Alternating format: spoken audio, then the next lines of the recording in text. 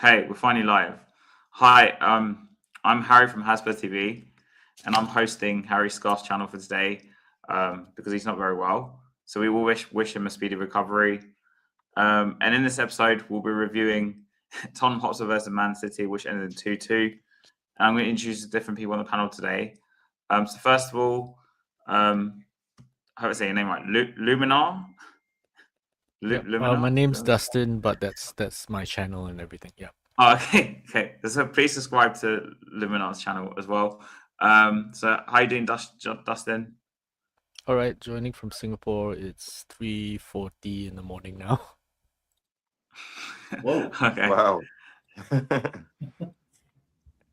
I don't know how you still. Anyway, well, good on you for staying up for watching Tottenham. That this is a lot. Steve, how are you? How's it going? I'm well, man. Thanks for having me on today. And yeah, man, I'm over here in the fighting town of Flint, Michigan, and the good old United States of America. And yeah, what a tale of two halves today, I would say. So what time is it where you are? Is almost 2:45 in the afternoon. Okay. All right, so that's not so bad. And Jacob, we have actually done content before together. How you doing? Yeah, I'm all good, thanks. I'm happy to jump on the channel. I was doing it quite a lot. I've been on with you before, Has. Yeah, and I went quiet for a bit, so now I'm more active than ever because Tottenham drive me mad. And Cam, I assume it's Cameron, right? Yeah. Right. Yeah, Cameron. Yeah, how you doing? Did you go to the game at all, or? No, I didn't go to the game. No, but I was considering whether to keep the TV on in that first half because that first half was dreadful. But yeah, I'm glad we came back. I actually thought maybe we had a chance of winning, but when that second goal went in. But yeah, Slanky carried us today. But yeah, I'm doing well, thank you. Cool. It's nice to meet some of you. So if we could get straight into it. So the lineup, which thankfully we do have actually has a slide for. So there we go. So first I'll start with is it Dustin or Justin? Sorry. Is it Justin or Dustin? Sorry about that. It's Dustin. Dustin, sorry. Yeah. So first of all, what do you think of the lineup? Obviously, he went with the 3-4-3. I think it was quite interesting that Paulino was playing in defence again and he carried on what he did the previous game in the Champions League. But like Gray at right wing back, and obviously Moani had to start because of other bit issues. But like, what did you think of like the players he selected and the formation in general? I think we've reached the stage of the season where it's who is fit and who can we wheel out and who can we Frankenstein together with spare parts. It's our third season in a row where we've encountered injury problems like this, and we still haven't reinforced in the window. So I don't think there's very much we can say about who we managed to put out. I mean, Romero even went off at halftime, presumably injured. So I don't think it's as much tactics as it is who we can kind of get momentum with. And we had some good momentum with the previous game playing three at the back. So I think it was worth a shot. And especially how we had a much better game with inverted wingbacks against Frankfurt, and it was worth seeing how it will work out in this game. Interesting. So you basically you're saying no. By the way, TJ, it didn't happen. And Steve, what are your thoughts on the lineup? And did we have any other choices you would have made differently? Yeah, for sure. Well, so the from the off, I actually thought this was a crap setup, just because when you're playing Archie Gray as a right wing back, you're essentially telling everyone in the world that you're setting up in a defensive structure, and you weren't necessarily going to be pressing forward, except for counter-attacking opportunities, and I think that largely played out in the first half. One of the things that was kind of interesting is I actually thought this would have been an opportunity where we would have at least drawn some inspiration from the win at the Etihad early in the season, where we actually pushed the pace on them, and we were able to get turnovers high up the pitch, and we were able to at least work some areas where we actually ended up pulling all 3 points in that matchup, and I thought this would have called for it. Specifically, having Odegaard and Tell starting this one, and at least applying some pressure in that entire first half.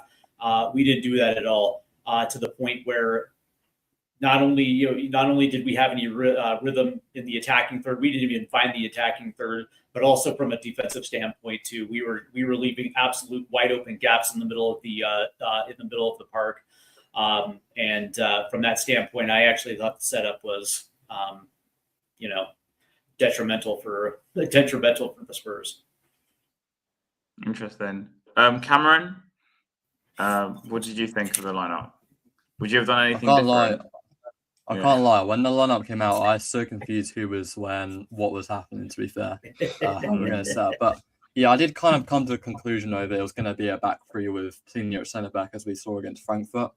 And obviously Archie Gray at right back as well. I think with Porro and Spence both out, I think that was kind of the only decision that Thomas Frank could really make. And, as Dustin was saying, it's pretty much just anyone who's, fit and able to play at this rate, who gets in this team. And yeah, I mean, I thought that, with the amount of injuries that we've got this season and the amount of injuries we've got right now, I thought Mattis Tell would actually start and get more minutes than I thought he would. I mean, I know he came on and, he had quite a bit of time on the pitch, but I thought he would have, played over Kolo Muani. I mean, considering Kolo Muani also started against Frankfurt as well. Yeah, I'm a bit surprised over why Tell didn't play, but I think as a whole, I think, the lineup was pretty much as expected. I think, Simmers was probably going to start. Solanke was always going to start. I think perhaps Sarr as well, though. I think he would have been one to probably play this game as well. And, at the start of the game, especially what we saw from Yves Bissouma was, in my opinion, not great at all. But no, and I still would have played Sarr as well. I would have started him because I think he would have probably offered more than Bissouma. I think he definitely would have. But I think also playing him alongside Gallagher, I think they're both two very similar midfielders. So I can see kind of where Frank's coming from in terms of, Bissouma is literally the only option outside of Sarr who's fit, obviously kind of Gallagher as well. But yeah, I think Gray on the right, that was going to be the only, that was set. He was the only choice there because it's a bit makeshift at the moment with Spurs. But Dragishin as well, I think when I saw him starting, I actually didn't mind it alongside Romero. I mean, originally when the lineup came out, I thought it was going to be just Dragishin and Romero as the two lone centre backs. But then I realised, okay, we're playing a back three here. We're playing Polina alongside him. This could work. And then we were getting decimated by Man City in that entire first half.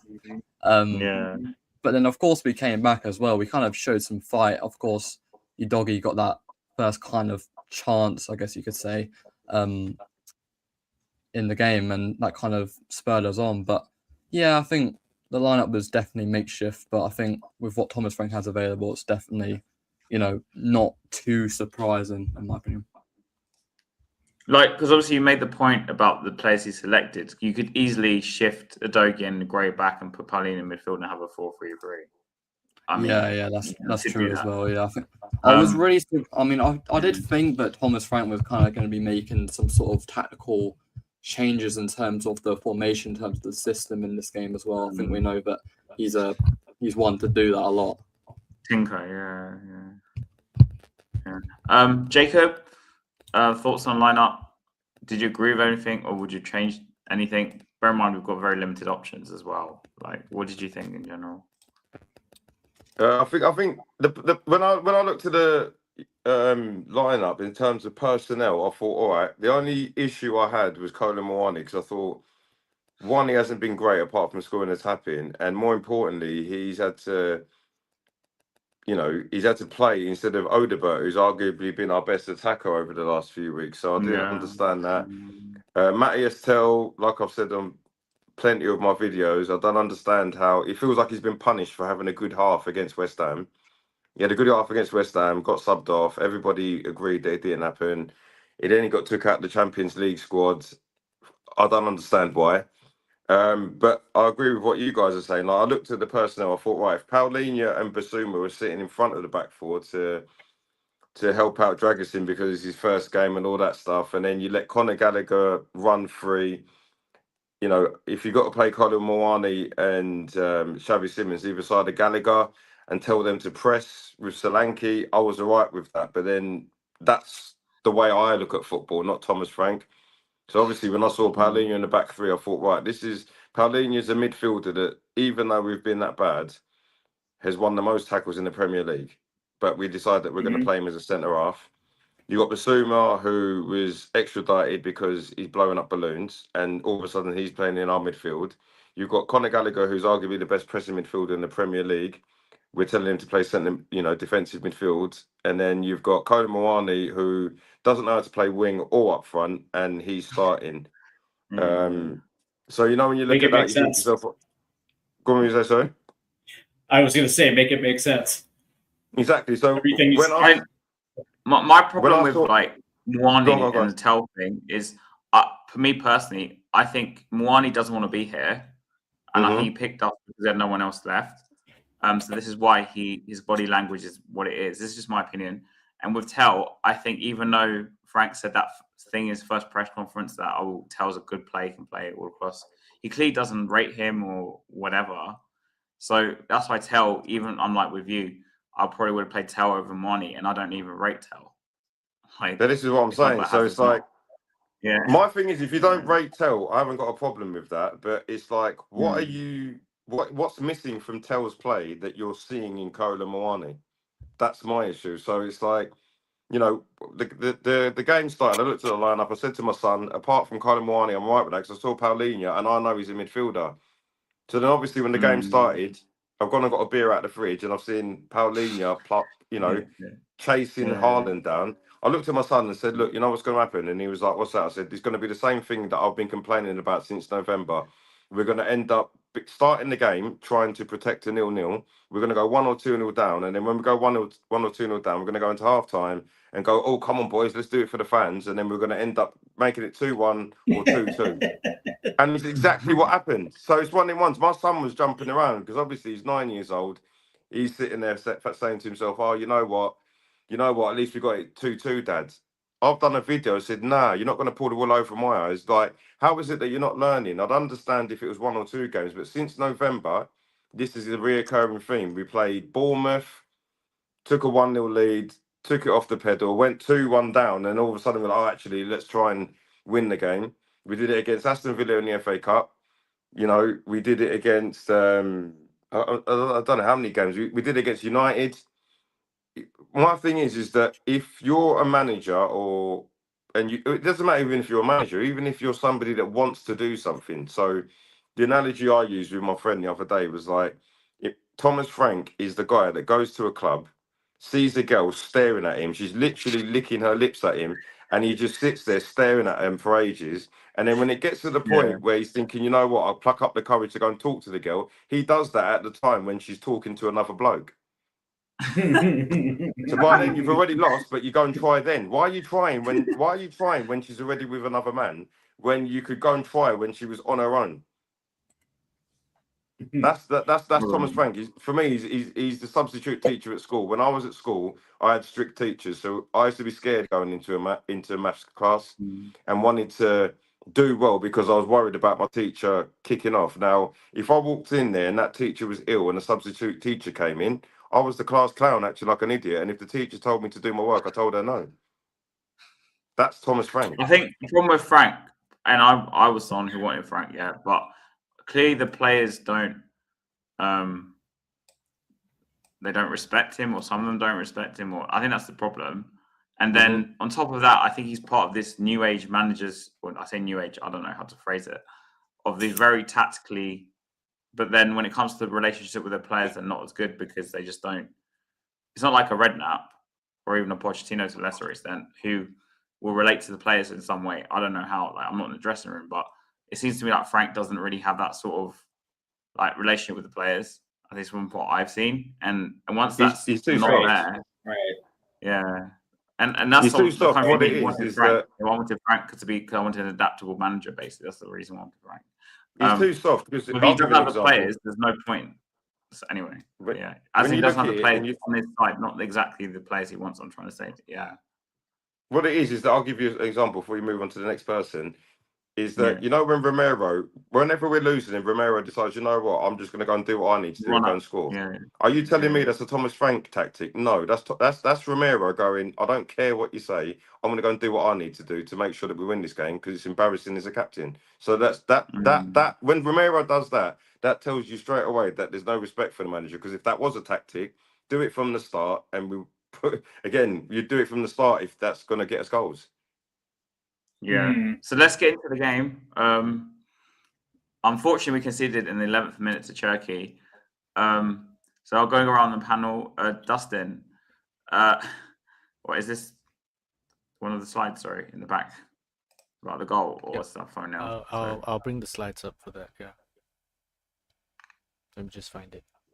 It's Yep, I got it up. Is it number? Oh, is it this one? Yeah. Okay. Now we have a picture for it as well. So, like, what did you think of the first goal? I'm gonna give my own point, and you can just talk. Personally, for me, I was in the stadium.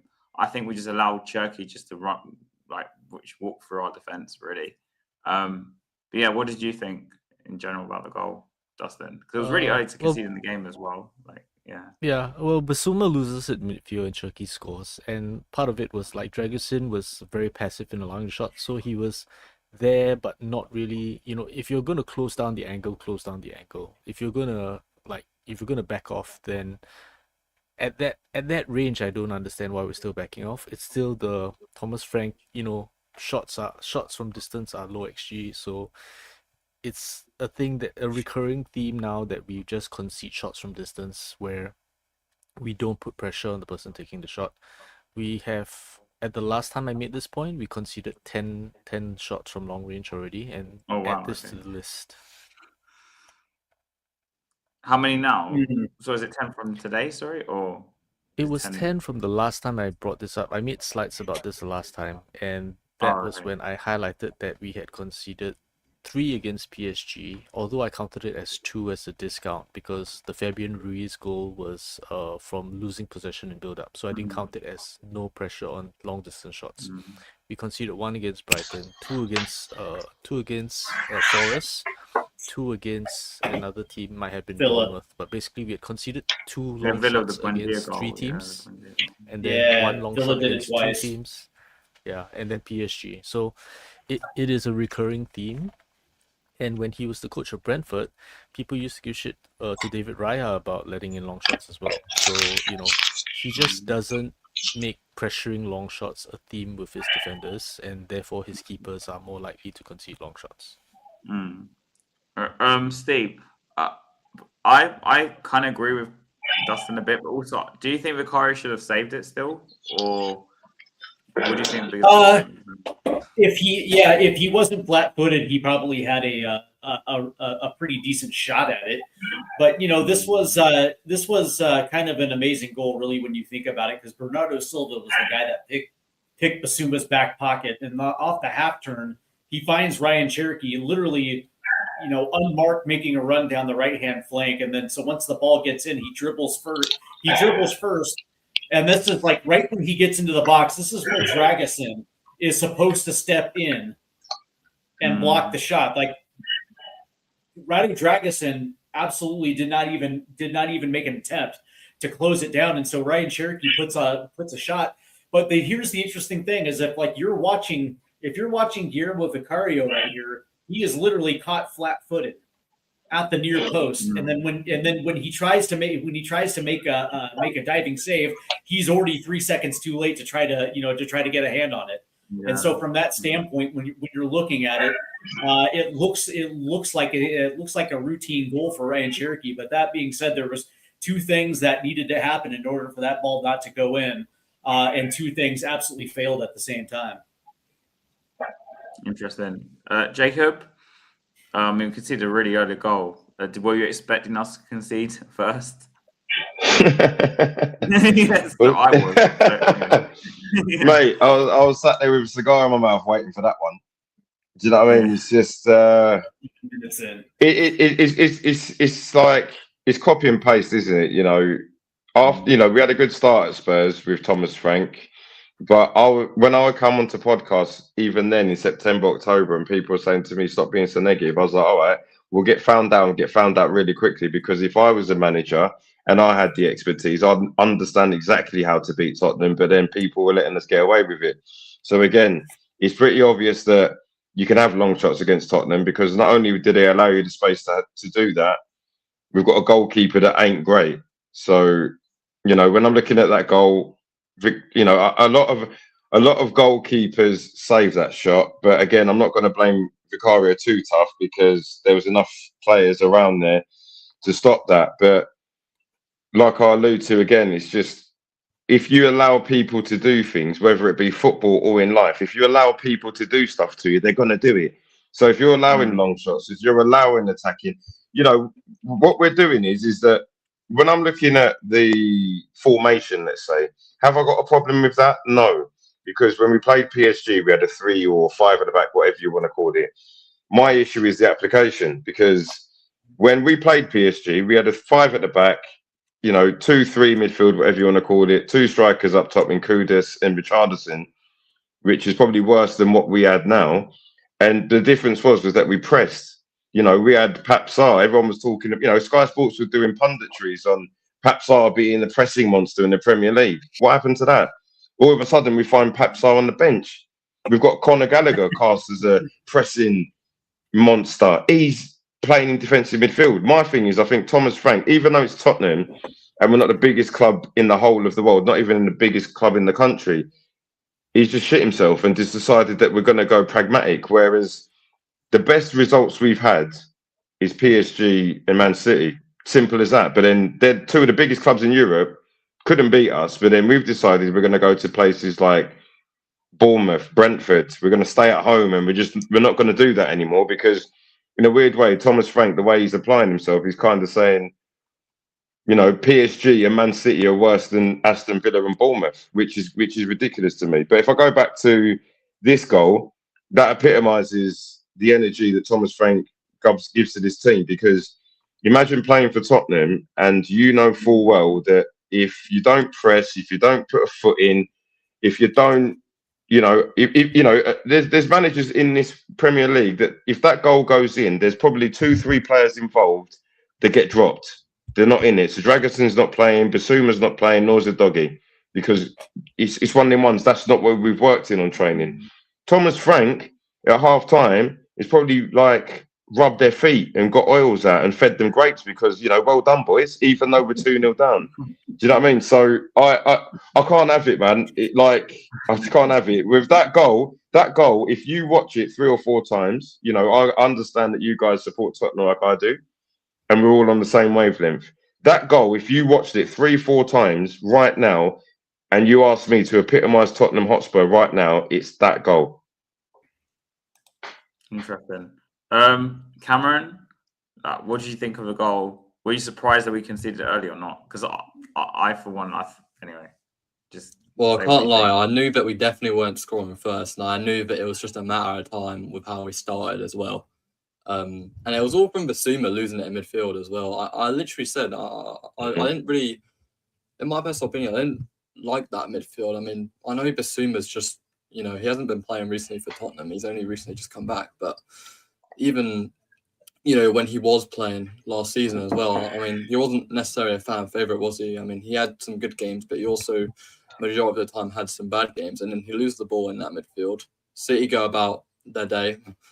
And then just all Shirky has to do, a few step overs, go to the right-hand side, go on the outside, shoot on his right foot, and he scores. But I will say, it did take, when I watched it back, it did take a slight deflection, which I do feel for Vicario. But in terms of how we conceded the goal, I think the defending for it was just so poor and how we went about it. I mean, we lost the ball. I don't feel like we went about, getting numbers back, and actually properly trying to defend it really well. I mean, we got, as it shows there, we've got a fair few numbers back, but when you have those numbers back, you wouldn't expect, with 3 City players in the box for us to concede that. And I think, we can see these type of goals so much, and especially this season as well. These type of goals that we concede are just ridiculous as well. I can go on and on about the types of goals we conceded, but there's too many to talk about. But yeah, I think this season as well, especially with the type of goals we conceded, low XG shots as well, shots from the edge of the D, I think we've conceded and, let in so many of those for my liking. And, when Cherky can just, receive the ball, do a few step overs, Dragiston is not really stepping in or, kind of just giving him the space almost to do so. And, when City have players like Cherky, and when you're playing teams like City, like PSG, albeit, some of our performances were actually, very good against them, as we were saying. But when we're playing these type of teams, like Villa, like City, of course, in the league, you've got those players who can just punish you like that on the edge of the box. If they receive that space, if, they get that, inch of space, that opportunity to, pounce, they will do so. And that's what we've been seeing this season, but not even just with the big teams as well. We're seeing, with these smaller teams that we go to, I feel like are defending, not just in this game, but I feel like in those games as well. It's been a constant pattern this season for Tottenham that we've been conceding these type of goals. And yeah, I think for me, this is just such a poor goal to concede, especially, with the deflection as well. I feel like it's, not really went our way, but I feel like, it's just such a weird goal to concede, and a goal that's just so avoidable. Yeah. Yeah. So before we speak about the second goal, do you think you guys saw any sort of reaction or anything, or did we just carry on doing the same things? Whoever wants to answer, just say, like, do you think he did try to do anything different as a reaction to the goal, or did we just carry on defending? We didn't do anything, mate. Like, literally, it was like, what it was is like I said, trust me, my son is one person. I wish if he was here right now, he'd tell you.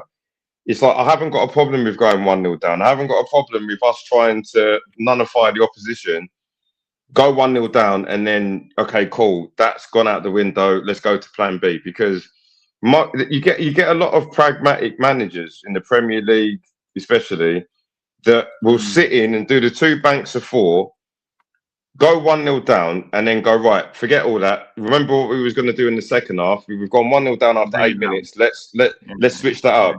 So I haven't got a problem with that, because we haven't got great players. So I don't blame Thomas Frank or any manager sitting in and doing what we need to do in order to make sure that we don't go 2-0 down. But it's like it's very reflective to what we did against Arsenal. With Arsenal, when we went and sat in, I thought, all right, cool, it makes sense, because we've all seen with Arsenal, even over the rest of the season, that sitting with 2 banks of 4, they ain't the greatest creative wise. But as soon as you go 1-0 down, there's no point in doing that anymore, because there's going to be teams that when they go 1-0 up, they're comfortable. And Man City, Arsenal, one of those. But then we've just sat there and gone, all right, cool. It feels like Thomas Frank starts games and he's trying to protect a 0-0. That's mad. Like, do you know what I mean? He's trying to protect a 0-0. There's one in ones, against Arsenal. Arsenal, I don't like to speak on them too tough, but they're miles ahead of us. Man City, again, another team ahead of us. Liverpool. Now, Liverpool, in terms of personnel, are miles ahead of us. When we're at home, everybody's thinking Tottenham are going to win that game. What happens? We go 1-0 down, and we're like, oh, you know what? It's not too bad. It's been half an hour. We're 1-0 down to Liverpool. We should be all right with that. It doesn't matter who it is. If there's a team that are there for the taking, let's do it. Man City have shown all season that they can be done. Like, it's mad how the same team, there's not many players that were available today that weren't available when we went to the Etihad and beat them 2-0. But Thomas Frank thought, we're at home, we'll just do it different. Why don't you do it exactly the same? Pap Sarr, put him on the pitch. And that was the reason, and that was the reason why I thought his setup was absolute dog shit. In the inverse, we were set up to do exactly what you said, which is not play to win, which is to protect a 0-0 in the first half, especially in that first matchup where we actually went after them. We were on the front foot pressing, creating turnovers high, and putting ourselves in positions where we can actually take early shots and putting them behind the 8 ball. And that's not something that we absolutely did in this matchup. As a matter of fact, we doubled down on the same mistakes that we made, and that actually played out in that second goal as well too, because it was Man City that was actually pinning us back, and it was Dragishin that made the mistake that led to that second goal. So instead of actually pressing forward, we just retreated back into retreated back into our defensive shell. Exactly. And when you look at when we played Man City at the Etihad, yeah, who was the man of the match and who was one of our goal scorers? Man of the match was Pap Sarr. One of our goal scorers was Paulinho. He scored all of a sudden. Exactly, but then all of a sudden, so it was Brendan. So our man of the match was Pap Sarr. One of our goal scorers was Paulinho from pressing, and the other goal scorer was Brennan Johnson. Fast forward 6 months, Brennan Johnson's been sold, Paulinho's in defence, and Pap Sarr's on the bench. But I'm supposed to believe in this manager. Must be a laugh, mate. Anyway, so like, I think another part. I think another before we part talk about the the way. goal, there was another chance, with Cherki, where Romero kind of pushed him wide to try and stop him from scoring, and he should have really scored. I mean, Cherki's chance, he should have really scored, and we got very lucky there actually. And obviously the second City goal was coming, and they scored the goal. Yeah. So first of all, Dustin, as I just said, it was kind of inevitable, but could it have been preventable? Because Dragishin loses the ball, and then the rest is kind of history, isn't it? Really? Yeah, I feel like preventable, not really, because kind of we have no interest in kind of a passing build-up play. Our build-up play is basically punting it long and hoping to win second balls. But I think the biggest problem I have with that, is that it's true. It's a strategy. It is a strategy. But if you're gonna do that, make sure you commit to making it work. We punt the long ball to our strikers, and okay, if you have someone that's stronger on the ball in the air, that's fine. But if you're punting it to Muani and Solanke, okay, right? Richarlison, first touch of a sex offender, so like he can hit it, but where does it go to? Does it end up with a teammate?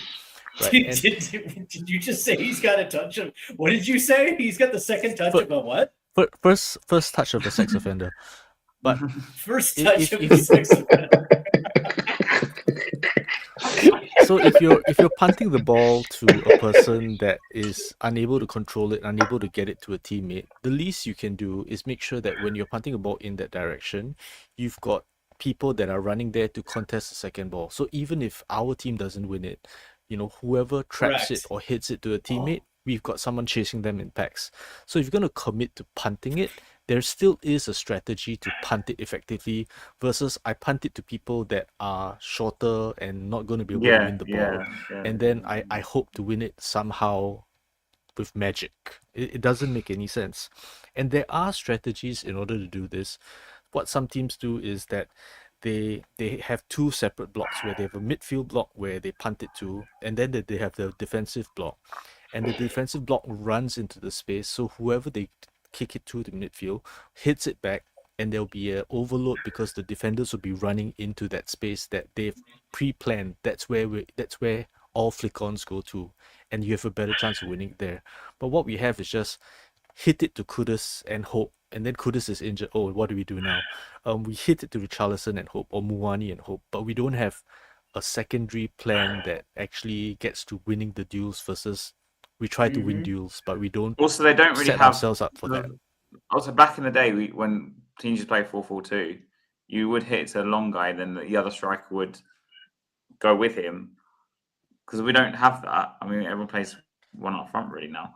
And if you had a keeper that but a lot of it a lot of it is the strategy of how we build out of the back to begin with, right? Because our midfield double pivot isn't alternated, it's not stagnated. They're both withdrawn back to the center backs, right? So all your opponent has to do is box in and take away passing lanes. And so if you actually had one of your center mids a little bit more higher up the pitch, where you actually have an outlet from, if you're playing it out wide to your wing backs, you actually have a central passing partner where the lane is open, so you don't have to continuously throw balls down the pitch and throw balls down the pitch. But our midfield pivot is so withdrawn back to our center backs that unless your right wing back is going to play it back to Vicario, the only logical place is to fire it 60 yards up the field. But Dustin's absolutely right. There's usually a runner that goes with, because if you're going to play it into Richarlison, how many times did we punt that ball deep to Richarlison or play it deep where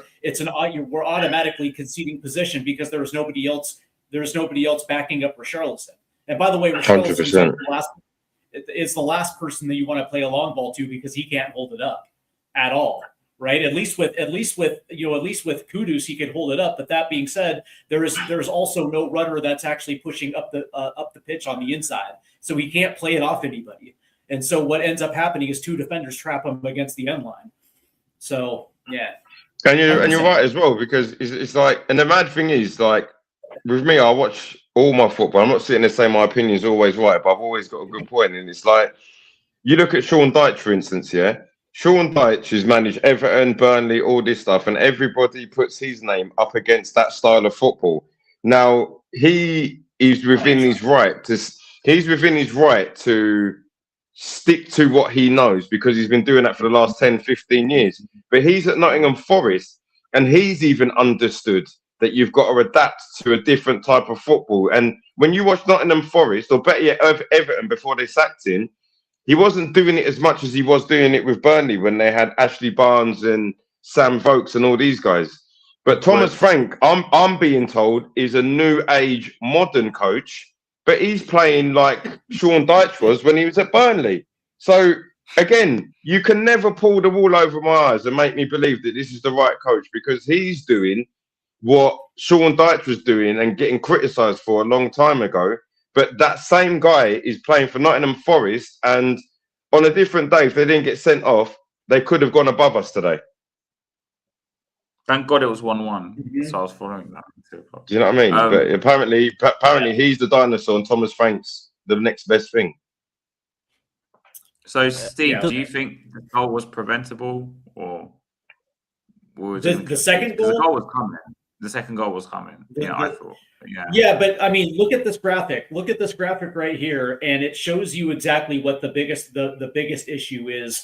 That we don't actually have any way to play out of a press. And when you look at how they have these passing lanes taken away, and you can see Erling Haaland where his positioning is, it's absolutely brilliant, because he's got the over, and then it looks like who is it got the under on Xavi right there, and so when they're pressing, and you can see right here at the top, that's right next to Vicario, is going to be Semenyo. So Dragusin can't play it back because Semenyo's got Vicario, got the passing lane Vicario taken care of, and then you have Erling Haaland, and it looks like Erling Haaland is taken away the over the top, and then also the underneath. And so the only thing Dragusin has right here is to play it long.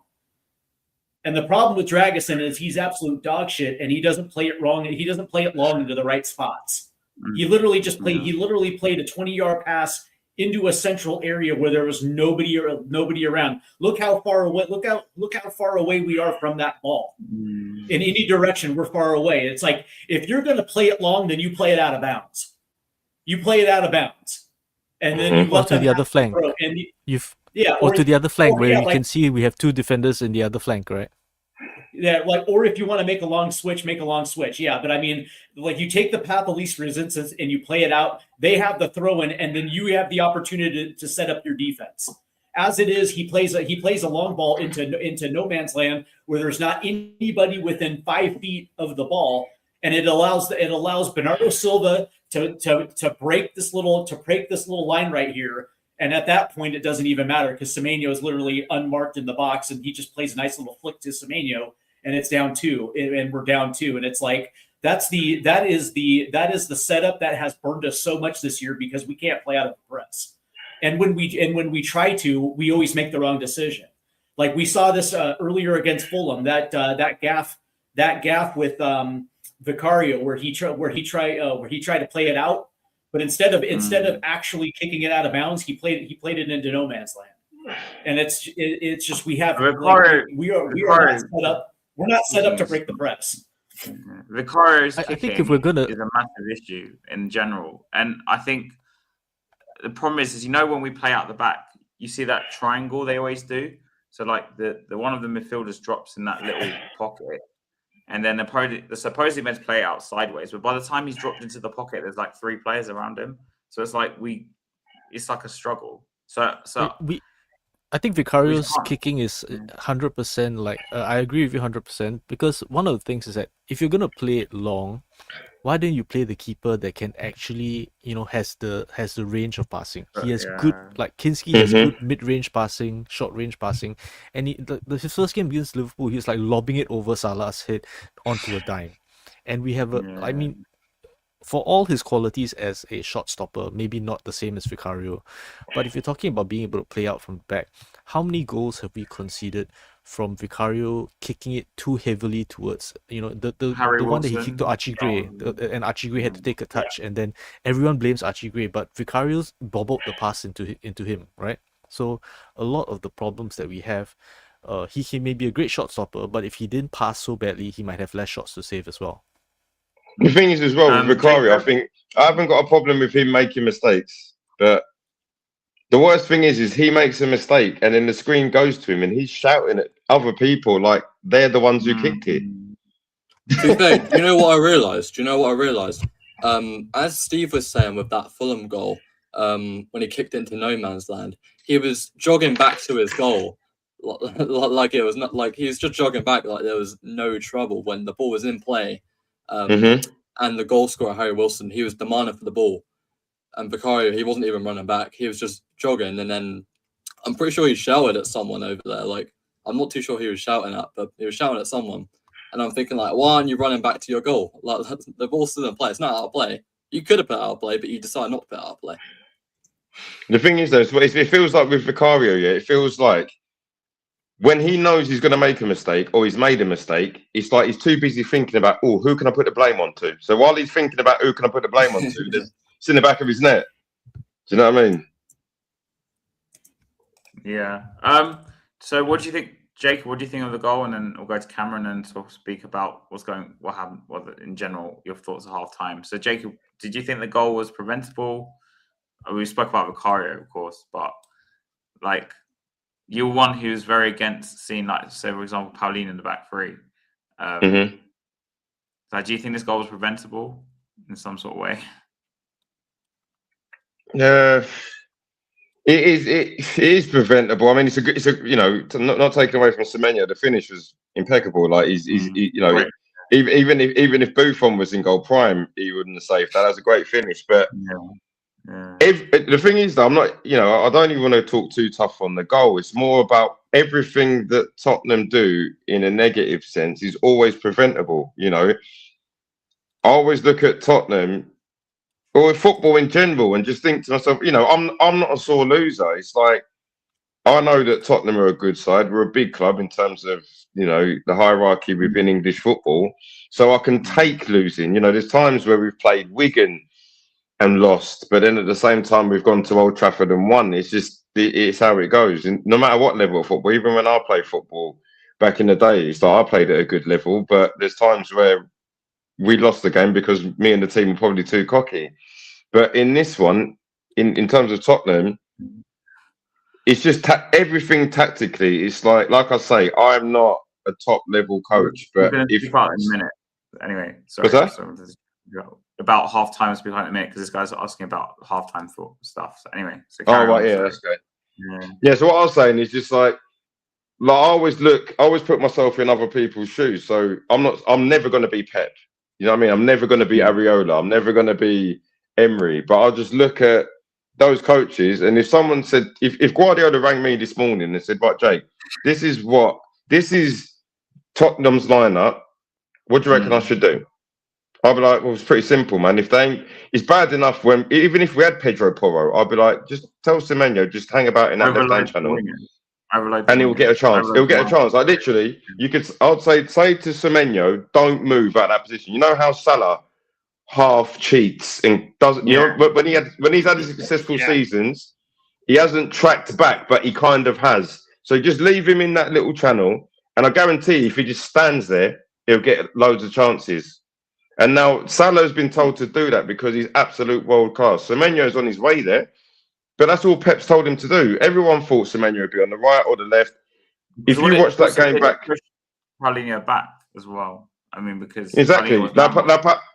Exactly. So Paulinho's, you know, I love Paulinho. He wears his heart on his sleeve, but he is somebody that patrols the midfield and goes around tackling people and breaking stuff up and sitting in front of a defensive midfielder. So we all knew, as much as Paulinho, we can trust him because he's got Tottenham in his chest. Semenyo was always going to score that goal. I'm sorry. Like, he was always going to score that goal. Now, if you went to a back four and stuck Paulinho in front with Basuma, Paulinho probably would have sniffed him out there because that's what his game is. Paulinho, maybe. I don't know about you guys. I've never seen Paulinho in defence apart from when he comes to Tottenham. Right. He's always been like he had to without, you know, because if Kevin Danso was available, Danso plays that position right there. And so you're probably right. Paulinho's probably playing at the top of the 18-yard box. But from the onset of that press, you can see Semenyo was already inside the 18-yard box to begin with. Anyways, his setup he was already in it. He's already in the 18-yard box, and you can see Paulinho is 10 feet away from him. And as that ball travels, you can see where Paulinho is headed to, and so he's got to track back. And so by the time the ball hits Bernardo Silva, he's got to track 5 feet back just to even be in position to make something. And at that point, it was already 2-0 anyway. So I don't necessarily blame Paulinho. I don't blame him at all for that one. I mean, no, I don't blame him. I don't blame him. Yeah. I don't blame Paulinho for being out of position there. That was, that play shouldn't have happened to begin with anyway. I don't blame Paulinho at all. What it is that I blame, again, the setup, because it's one of the ones, if let's say Paulinho is in midfield, you're basically saying to Man City's midfield, let's say, how they set up, you've got another man to worry about, because if he steps into midfield, that means you're pushing Conor Gallagher up. So if Conor Gallagher gets pushed up, you get to the point where Rodri there's not necessarily a press, because if you press and Conor Gallagher wins the ball off you, we're in on the games. But when you kind of if you go over back three, I haven't got a problem with that. But if you go over back three and don't press, you're basically saying we don't want to lose. So that's why you can afford. That's why Pep's gone, for sure. You know what? You go up front with Haaland. You might as well go up front with him, because Tottenham ain't trying to win this game. Whereas if we were trying to win the game, Semenyo would have been out there marking Marchie Gray, because Marchie Gray is the right back. You've got who was on the right wing? Colin Moani on the other side. He would have been responsible for helping out his left back, and that would have been a little bit different. Nori doesn't get involved in the game whatsoever. Pep might have even gone to a back five. But because we've kind of said, hey, boys, we're trying to protect a 0-0 here, they've gone, all right, then we'll just go and score 2 goals then. Cool. Yep. Cameron, what do you think of the goal? And then we'll speak about halftime and the change, obviously, with Romero and Sarr. Anyway, Karen, what do you think of the goal? Yeah, I feel like not just for this goal, but in terms of like losing the ball in general, I feel like we always just try and ping the ball up to just anyone, or just like go for a long ball no matter who's there or not. I feel like we just always mindlessly do long balls just for no reason. And, it's so different to last season as well, when we're always trying to play out and play short. And I mean, we've done that, many times as well this season.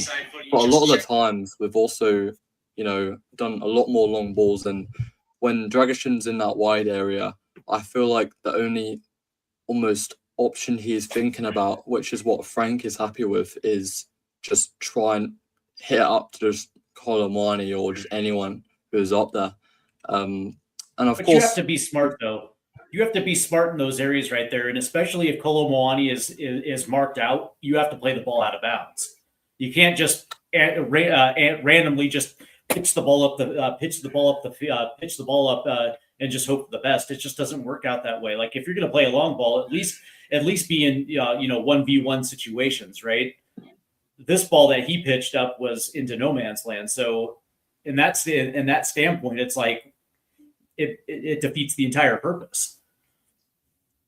Yeah, I feel like a lot of players do that for us, and for me at least, I think they have to kind of think a little bit more, because there's an opportunity in that area to play out, whether that's back to Vicario or whether that's at least maybe even trying to get it into one of our players short, and if it comes off, a City players are thrown. If we have to try and keep possession a little bit more, because I feel like we're always mindlessly losing the ball so much, and when you're just trying to hit the ball up the pitch, as hard as you can or as far as you can, is you're always going to lose the ball.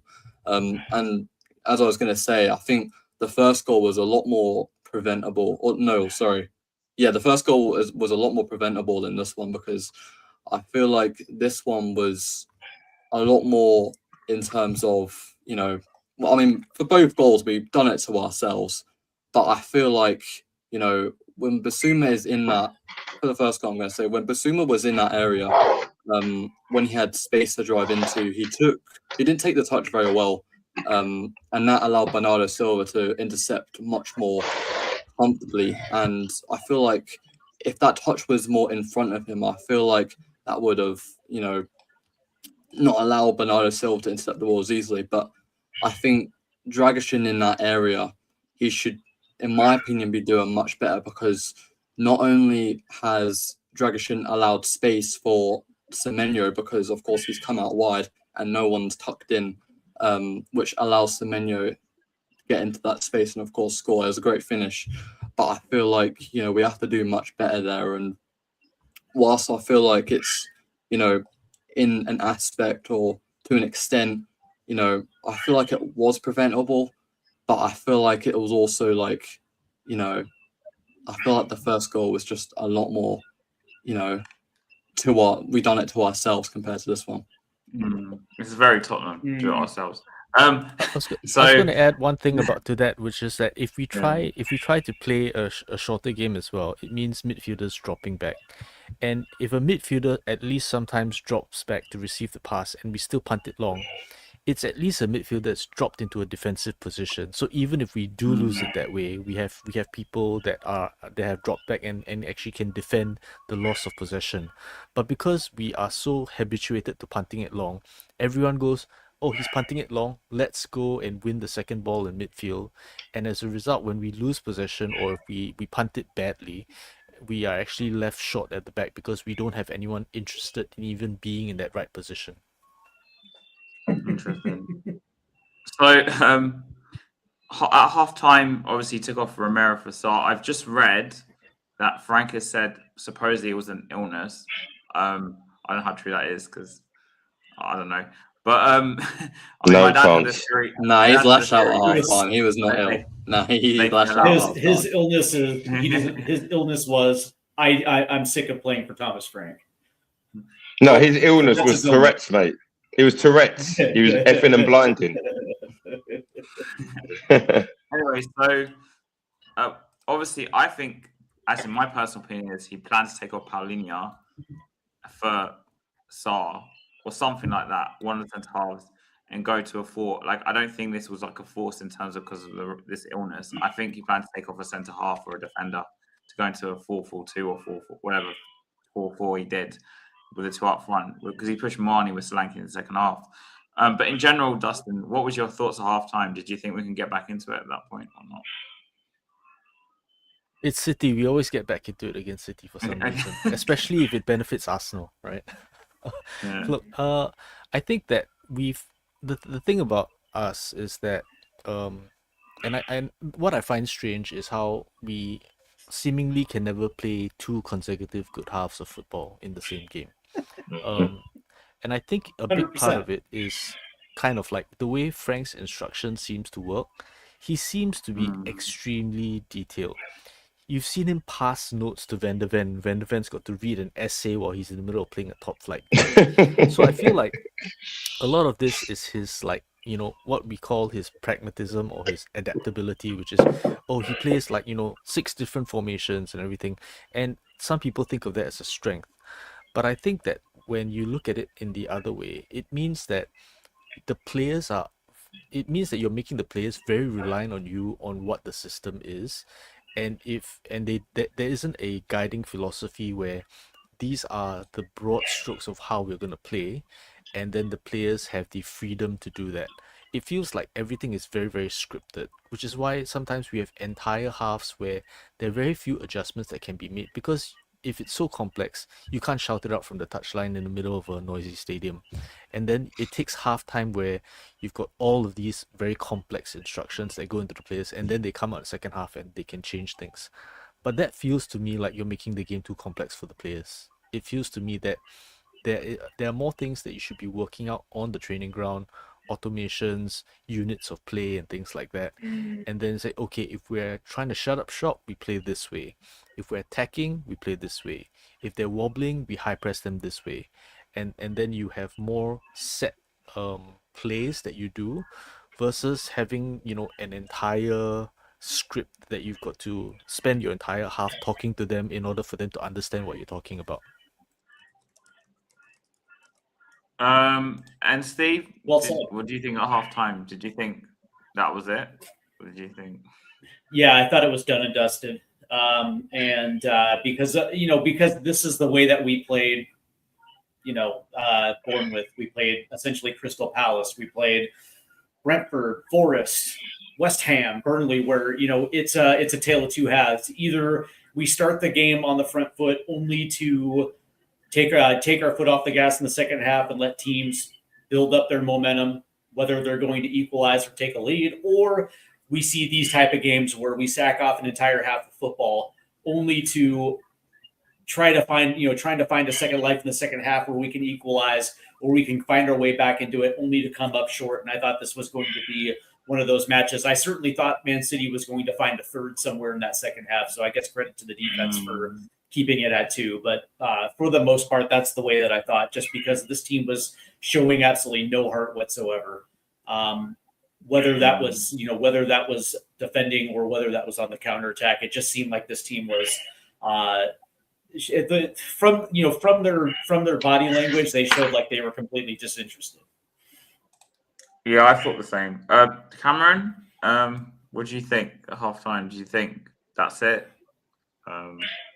Yeah, after watching that first half, I had little to no belief that we were coming back. I mean, I know it's Man City and that, in the terms of no matter how good or bad we are, we always turn up against them. But after, watching those goals we conceded and just us in the first half, bro, I thought it was going to be 3 or 4. But yeah, I did not see us coming back at all. But yeah, I guess that's Tottenham for you. We are a confusing team and you can't predict what we're going to do. But yeah, I think that's my thoughts. I feel like, I had no belief in us getting any result, going into that second half. And yeah, with how we've done as well, I just feel like the fans are not going to spur us on to get anything out of this game. But it seems like we did, and we got that first goal, and we went on to get a draw out of that game. Hold on that in a bit because that went to violence. Okay, Jacob, what are your thoughts? Yeah. Jacob, what are your thoughts on halftime? Do you think that was it? Yeah, if I'm honest, I was having to apologise to my kids because they're like, "Dad, you keep swearing." But I was just like, you know what, you're gonna have to forgive me for this game because I was seething. But I went in the kitchen and I was just sitting there, sorting out the kids some dessert and that. And I sat there and thought, you know what?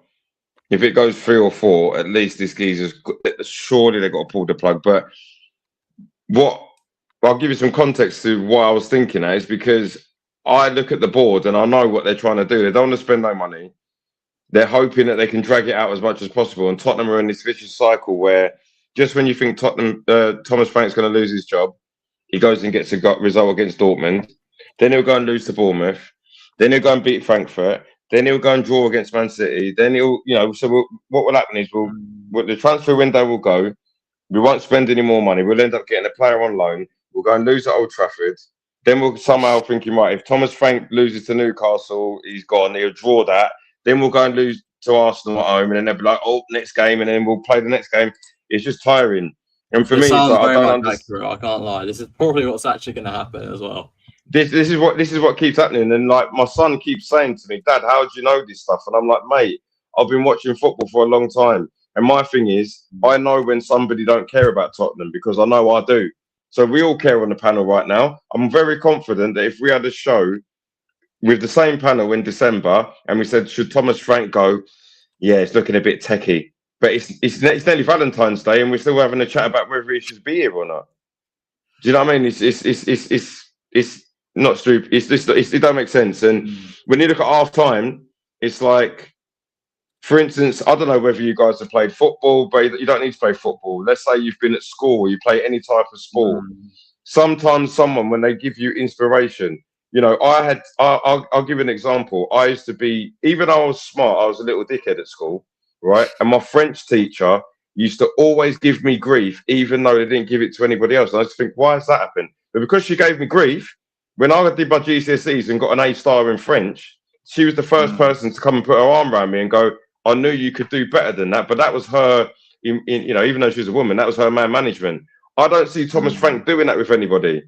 I don't see anybody looking at it. And Thomas Frank, he's not a man manager. He's not a man manager. He's not going to come in.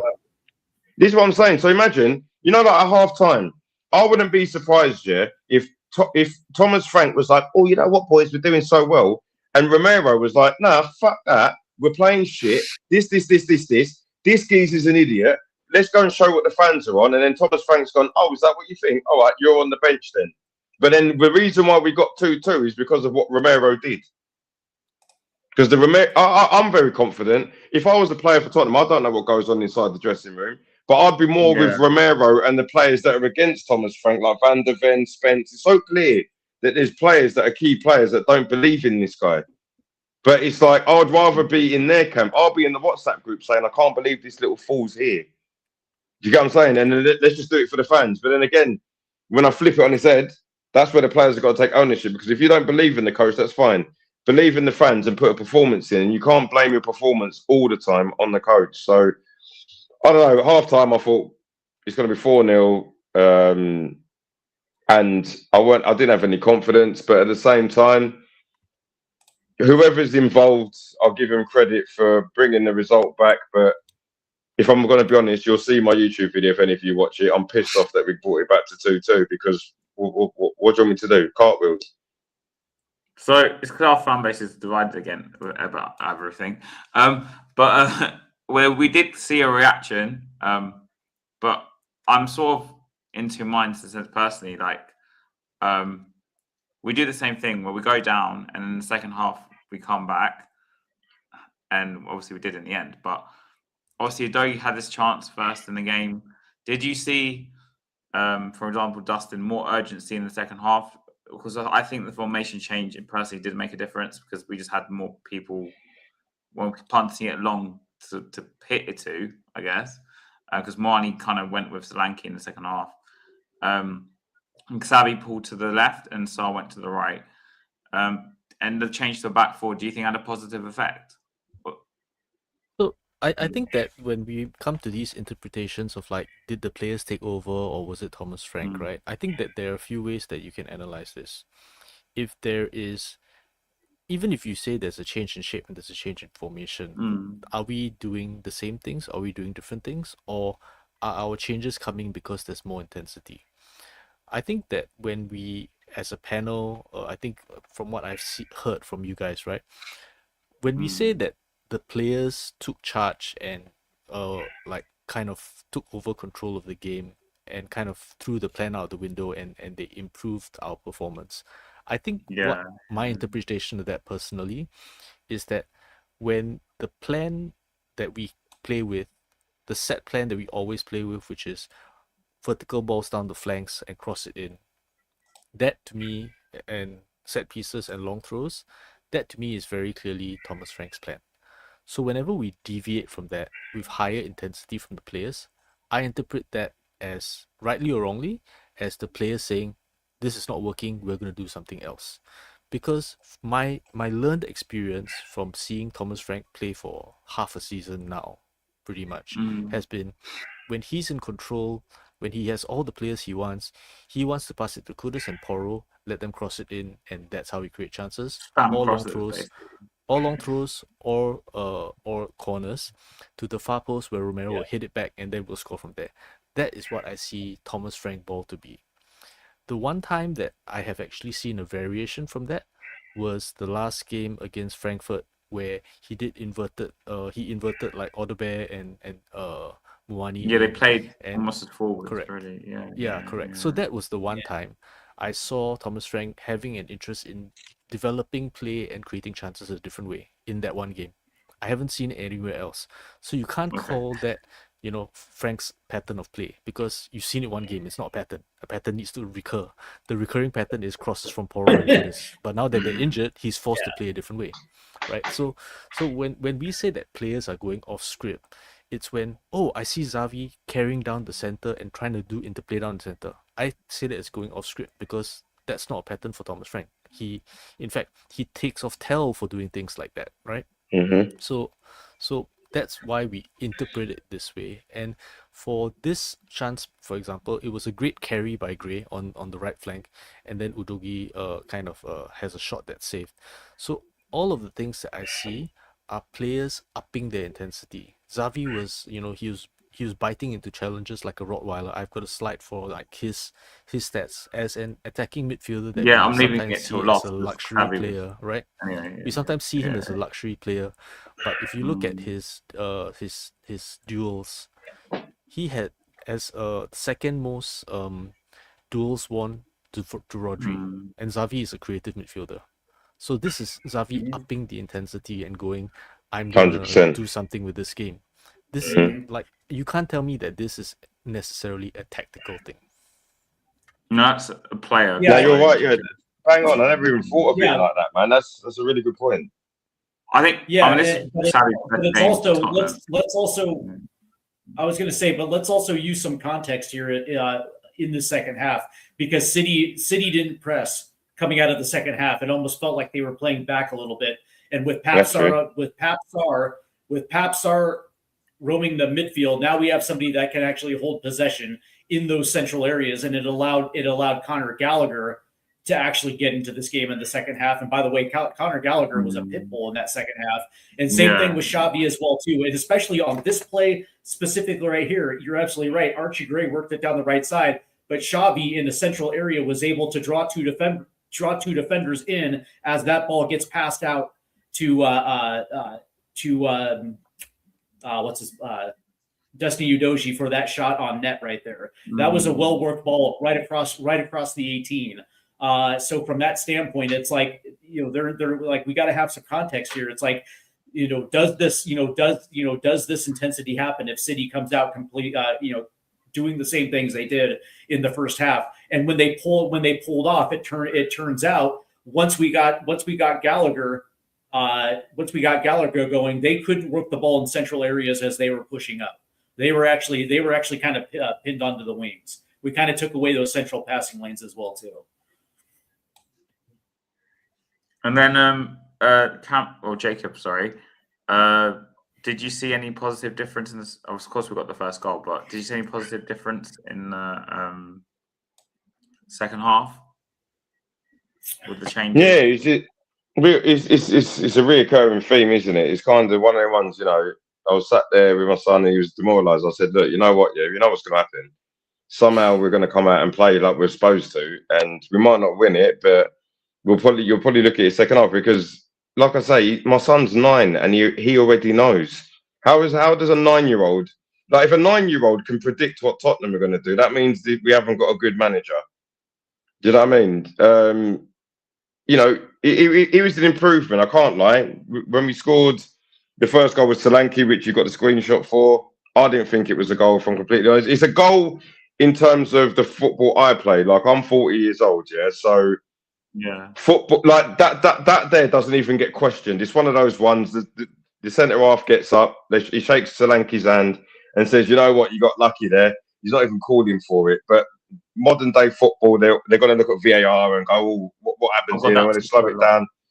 I was genuinely shocked here that they gave it, not because it wasn't a goal, more like it's Tottenham, it's VAR, Man City pay the officials, obviously. So I just thought that was going to be chalked off. But once that went in, you know, I winked at my son. I kind of thought, you know what, this is what I'm telling you about. And from then on, it galvanised us, you know what I mean? And then, I mean, Solanke's goal, I'm sure if we're going to speak about that, like, I remember just looking at that thinking, like, when he scored that, I didn't even celebrate. I laughed. I was just like, typical Tottenham. Like, we play crap. We get a goal given that should, in the grand scheme of things, probably should have been disallowed. And then we go and score a goal like that. Like, you know, it's the same way with Richarlison, you know. He's been crap all season. But if you look at his, say, goals this season, if you go, I guarantee you, when you go to the goal of the season at the end of the season, Richarlison's probably got about 3 goals in there. He's got the one against Arsenal, he's got the one against Burnley, and I'm sure he's got another goal that I've forgotten about because I was stressed. Where you're thinking, oh, that was a cracking goal, but he's a crap striker. Yeah. United. Richarlison's like a moment. By the way, credit Solanke right here too, because you can see Gahey's left lead leg right here, and he actually gets his leg in there to break up the shot, and Solanke just pokes his toe around his calf and puts it in the back of the net. I was like, ooh! I was like, that was kind of a silky little move from Solanke right there, because Gahey actually does a fantastic job right there to break it up. And Cameron, yeah, and really, go on, Cameron. So go on. Yeah, sorry, Cameron. So obviously, like Solanke, since he's come back, to be fair to him, has got like 2 and 2 until today, when he obviously got another 2. Do you think him coming back has made a bit massive difference for us? And also on top of that, Pep on the radio, at least I heard his interview, seemed to think this was a foul because it did go to the VAR, right? What did you think of the goal? Was there anything in that? And yeah, just Solanke in general. Yeah, I mean, in typical Tottenham fashion, I thought that, you know, we get a goal and, you know, momentum's with us, but I feel like that goal is going to get ruled out. And of course, you know, a manager like Pep, he's always going to probably complain. And, you know, when it's against his team, he's always, you know, managers like that are always going to, you know, complain. But I think Dominic Solanke, as much as, I mean, I've seen some people, like some of my friends, I talk with them, and for some reason they don't like him. I don't know why. Like I've always said that he's a big miss for Tottenham ever since he's gotten that big injury and he needed surgery. But when you look at the reality, he got 30 goal contributions last season. He's a very good striker. I don't really know why people don't rate him. And I think it's, you know, whilst Richarlison... yeah, probably. Because he came... Yeah. Well, he was the answer to Harry Kane. Like, he was the guy that we replaced Harry Kane with, right? So, I mean, whether it's fair or not, you're measuring this dude up against Harry Kane and the production that Harry Kane brought us, right? Which was very unfair, really. But that being said, it's like he's perfect for a Thomas Frank attack, because he does everything that you expect a striker to do. What Thomas Frank is asking his striker to do, which is drop deep, make touch, hold the ball up, and then make runs off a shoulder. That's what he does. And he does it well. I think the whole idea of him being the Harry Kane replacement as well definitely, you know, does him some, you know, it does him dirty a little bit as well, because it's the whole idea of, okay, we need to bring in someone who's going to do the same numbers that Harry Kane has. And when you have someone like that, an academy product, it's going to be it's literally going to be impossible. But I think also Dominic Solanke as well, he got 21 goals and 4 assists, I think I remember, in the 23-24 campaign with Bournemouth. And we bought him. And I saw people saying, actually, I remember people saying as well, because I remember someone said it to me directly, that he was a one-season wonder. And then he went on to not just, you know, top off, you know, that season with Bournemouth, but also win a trophy with us and be, you know, a big contribution in the Europa League as well, because obviously we're playing in many competitions, and you know, obviously he was going to get, you know, a high amount of goals considering he was fit most of the season as well.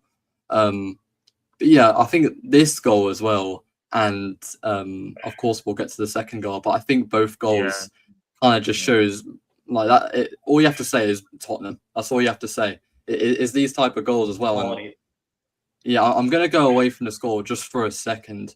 And, you know, I think, as we were saying with Plenia and that, and Richarlison, bicycle kicks, scorpion kicks. I mean, it's these very weird goals that, you know, you blame us for having, you know, such weaknesses in our team, but then you have João Plenia go and load up a bicycle kick to try and get something out of the game. It's mad to me. But yeah, and then you see this thing here as well. I mean, you see this graphic.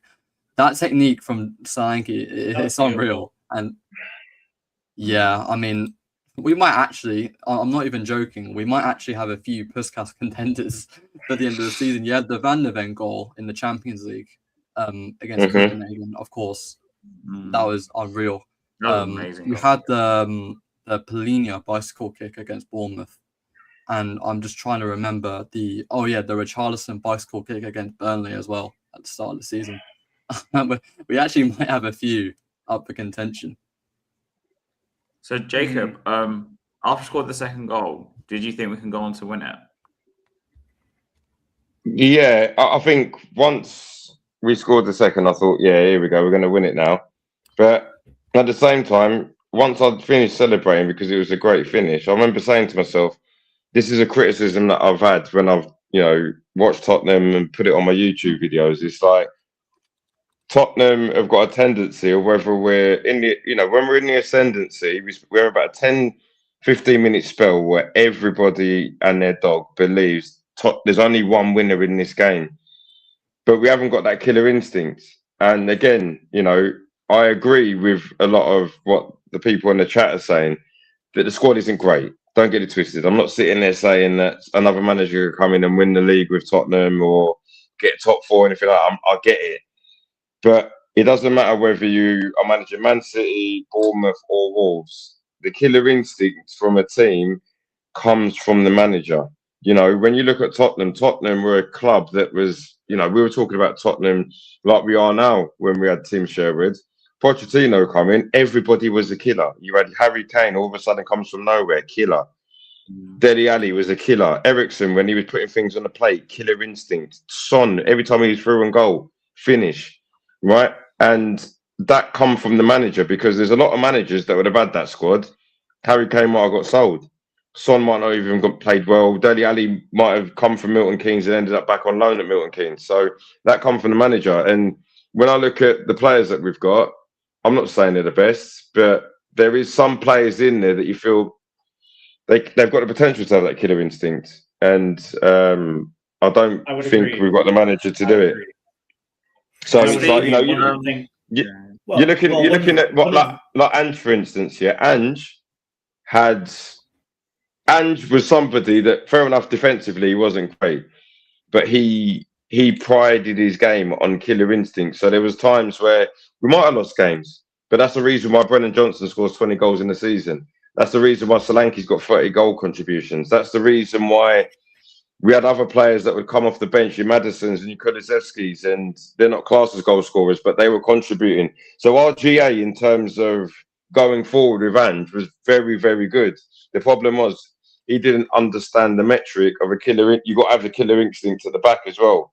Now with Thomas Frank, it's like, if you're going to set up that way, I haven't got a problem with you setting up that way. Have the killer instincts defensively then, because I don't mind if you're going to set up that way and we're going to keep a clean sheet, hit him on the counter-attack and win 2-0 like you did with Conte. Conte had the killer instincts in defence, and that's the reason why we only needed 3 chances to win the game, because we weren't conceding at the back, even with Eric Dyer.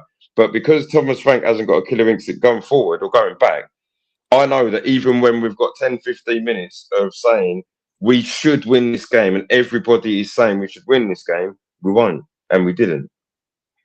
Yeah, and it's one of the reasons why one of the biggest reasons why Pochettino succeeded is because he constantly challenged his players.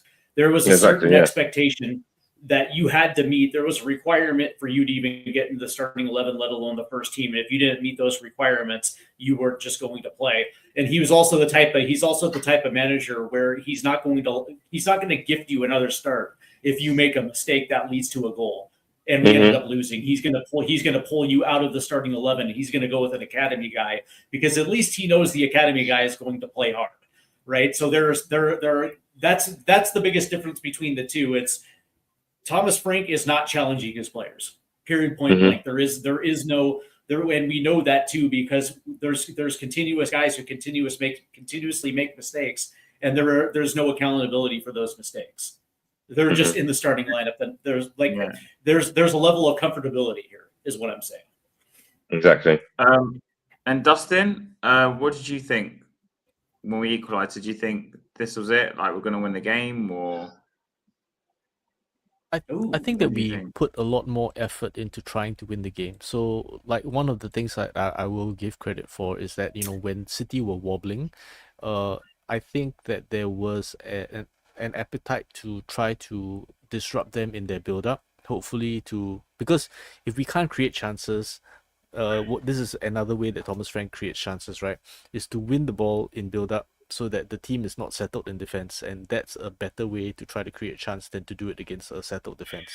So to his credit, what he tried to do is a high press when City were wobbling in order to create more chances, and that results in Xavi getting a shot on goal.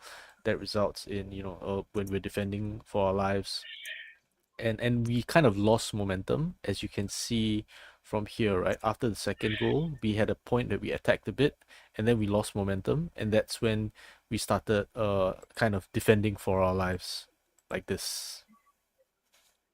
There was a moment there too where we were actually attacking down the left-hand side, and I think it might have been Udoji that played a ball in. It was tipped away, and as City was trying to play it back out off the left side, Xavi comes out of nowhere and makes a sliding tackle to win the ball back. Makes a run like 5 feet down the left-hand side outside the box and plays one in. And it was Wilson Odebear that had tried to cut in front of Mark Gahey right there with a tap in that would have been 3, but Gahey just had a little bit better positioning and broke up the play. But that right there was like the best opportunity for a third goal right there. And I actually thought as soon as the ball was going in, I thought it was going to be Odebear's lead foot that was going to get there first before Gahey got the positioning. Interesting. So we're going to talk about the man of the match, stuff like that now. I think I kind of know who the man of the match is going to be for most people. But Dustin, first to you, and then we'll go around and then just close it off. Who was your standout player? I think I already know, but is there anyone else you want to talk about from Xavi? I think for me the thing about Xavi was that we think of Xavi, we think of creative midfielders as luxury players and everything that don't really, but he grafted a lot. He broke up a lot of play. He made interceptions. You could tell that he was hungry to do something and affect the game and try to win it. So a lot of the time, our chances came from him harassing the ball, intercepting, getting the ball off people, and then trying to advance it as fast as possible before they could get settled back into defense. And we can see from the passes that he made here as well. Normally, what we see in a pass map for Spurs is lots of vertical passes, but you can see he was like doing a lot of diagonals here, and 1, 2, 3, 4 like straight passes, through balls down into the box, which is what we've been lacking for most of our season. So you can see here that he really took the game by the scruff of the neck and did what he could to affect the outcome. Interesting. Steve, what are your thoughts on man of the match and etc.? Yeah. I don't know, man. Like Conor Gallagher kind of won me over with that second half play. That dude was an absolute pit bull. It was the play that led to the second goal where he splits two City attackers as they're trying to push up. It might have been at Nori and maybe it was O'Reilly, and he literally just splits it, takes the ball, runs down the right hand side, and puts in a beauty right on Solanke's back foot. And obviously there's the second goal. But that being said, it's like you looked at the intensity in which he was tackling, right there in the midfield. There was a reason why City couldn't progress to the middle of the park in the second half, and his name was Conor Gallagher. I actually think this might have been Conor Gallagher's best performance in the Spurs uniform. And so from that standpoint, as much as I like Xavi, Xavi had a fantastic game, but I know for me, it's you're either going to go Dominic Solanke for scoring the 2 goals, or you're going to go Conor Gallagher. So I guess if you're asking me player of the game, man of the match, it's probably going to be Solanke, but I think a close second for me is going to. I got to mention Conor Gallagher's play today. His work rate was phenomenal. Jacob, anyone for you? I mean, most people are going to say Xavi, I can imagine, but. Yeah, Steve's got a good point. Conor Gallagher was someone that I wasn't thinking about, but to be honest, second half he played well. But again, that's because Thomas Frank, whether it was Thomas Frank or the players, the shackles were off. Because, like I said, if you've got a midfield of, say, Paulinho, Conor Gallagher, and Pap Sarr, and you play that properly, no one's getting through that because you've got the best tackler and the 2 best pressers. So why don't you just play all 3 of them? Xavi Simons cutting in off the left. Kudos if he's fit off the right. You've got a nice blend there. But if someone's going to say man of the match to me, it probably would be Xavi Simons. But I want to give a shout out to somebody that probably won't man of the match, but I don't think he gets too much respect on his name just because he's a young kid in Archie Gray. Like, he's been chucked in. He gets chucked in the dustbin. He gets told, under Ange, he was getting played centre half, left back. He became a scapegoat of Tottenham fans, even though he's a young kid. Do you know what I mean? He's closer to my son's age than he is mine. He got put right wing back today. We all know that's not his position. He then went to right back. He's played centre midfield. And, if we're going to be honest, we missed a little bit of Archie Gray in the midfield today, especially in the first half. So I'm not going to say he was man of the match, but I would put some respect on his name if I'm honest. But man of the match for me, he probably is Xavi Simons, but I'm going to just be different and say Dominic Solanke, because if we had Richarlison up front, he can't finish it. He can't finish his dinner, can he? You kind of have to pick Dominic Solanke, right? Because he's generally speaking, if Solanke wasn't really on it today, we don't score those 2 goals because we're not getting. If Solanke was Richarlison, we lose the game. 100%. But better yet, if it was Colin, if you know what I mean, if it was Colin Mawani, my word, like Colin Mawani, I generally think I'm as good as him. We didn't have our center backs to bail us out. I don't think Mawani wants to be here. This is the problem. I just don't think he wants to be here. That's exactly. I agree. No, Kolo Muani wants to play his natural position, which is striker, and it was an unfortunate set of circumstances how he got phased out, because if you guys remember, Randall Kolo Muani, when he first came here, he was out with an injury and he was recovering until he got back. Except when he got back, Richarlison, it was actually in form. He was actually hit a purple patch. I think Richarlison scored like 6 out of 8 at one point, and he was actually doing a pretty good job. And so Kolo Muani couldn't get in, except for playing on the left wing, and of course he's not a winger. Like, the left wing is like the moon to him.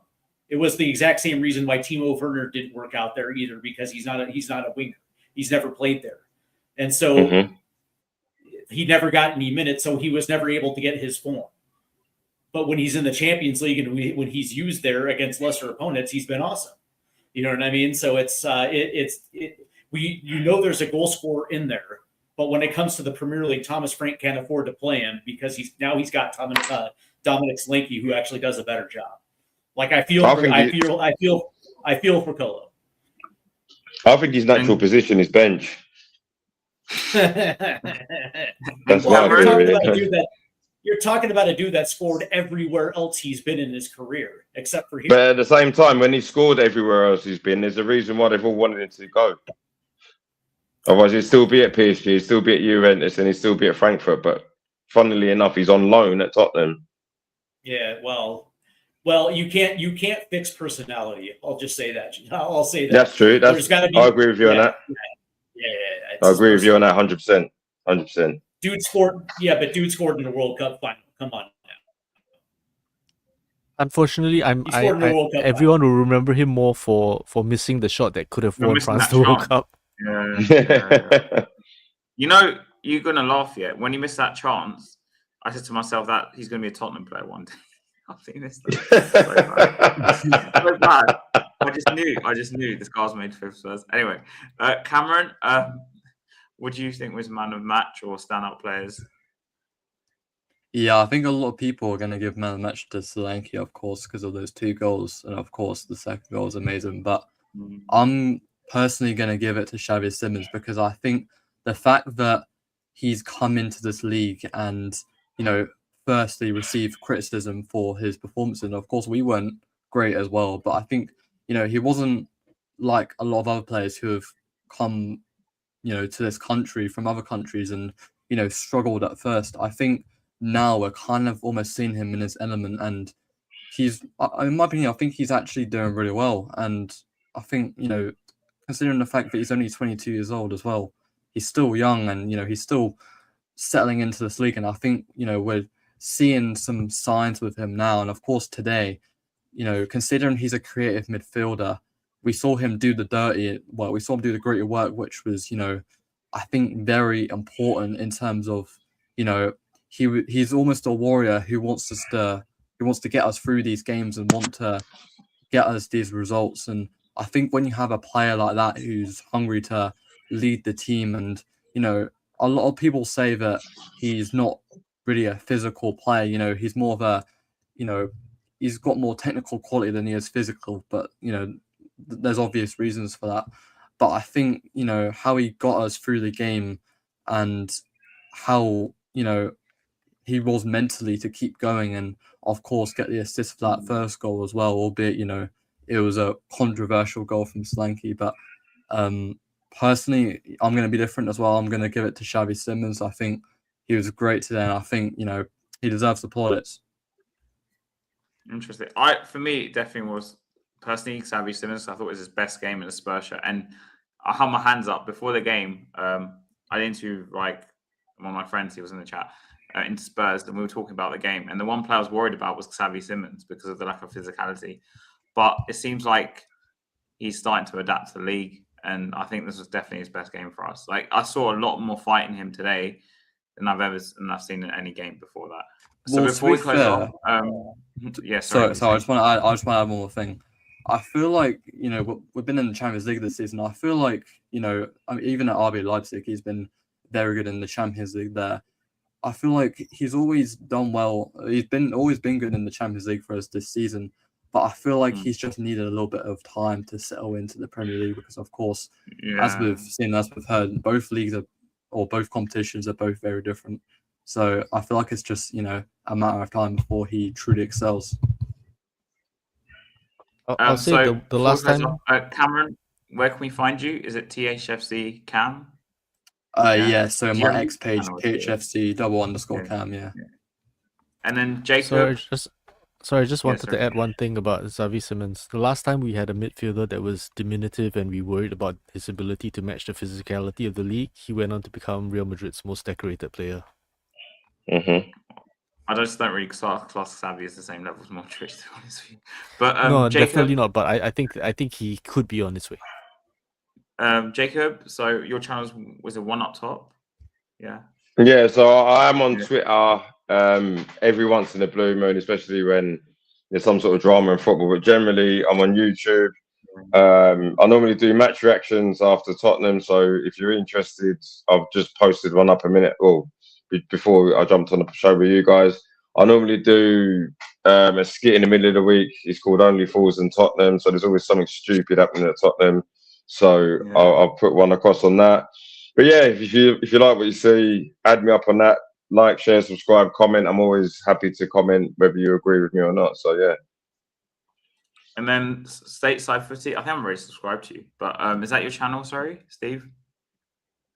Yeah, absolutely. It's my X handle. It's my TikTok handle. It is my YouTube handle as well too. You can find me on YouTube at Stateside Footy 27. There's multitudes of ways to get a hold of me, and I absolutely love talking ball. So any of you guys want to get into an argument on X-Man, I'm down for that.